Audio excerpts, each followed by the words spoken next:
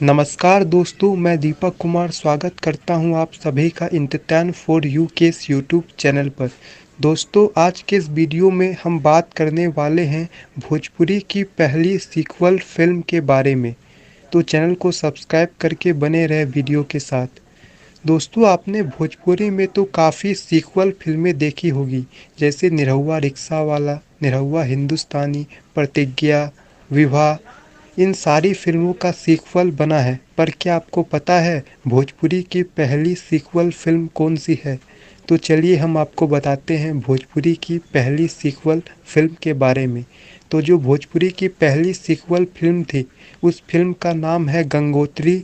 यह film release हुई थी 2010 में और इस फिल्म में नज़र आए थे बॉलीवुड के महानायक अमिताभ बच्चन, भूमिका चावला, मनोज तिवारी, कुणाल सिंह जैसे बेहतरीन कलाकार।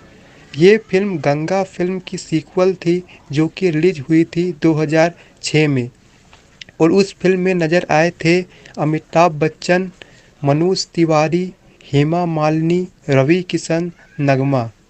और इसी फिल्म की अपार सफलता के बाद इसका सीक्वल बनाया गया था 2010 में गंगोत्री के नाम से और इस फिल्म को विदेशों में भी रिलीज किया गया था।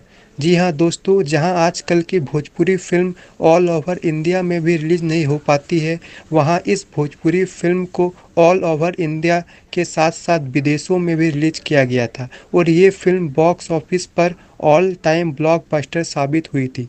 इसके अलावा यह फिल्म 2010 की सबसे ज़्यादा कमाई करने वाली भोजपुरी फिल्म बनी थी। दोस्तों, आपको मेरे द्वारा दी गई जानकारी पसंद आई तो प्लीज़ वीडियो को लाइक और शेयर ज़रूर करें। धन्यवाद।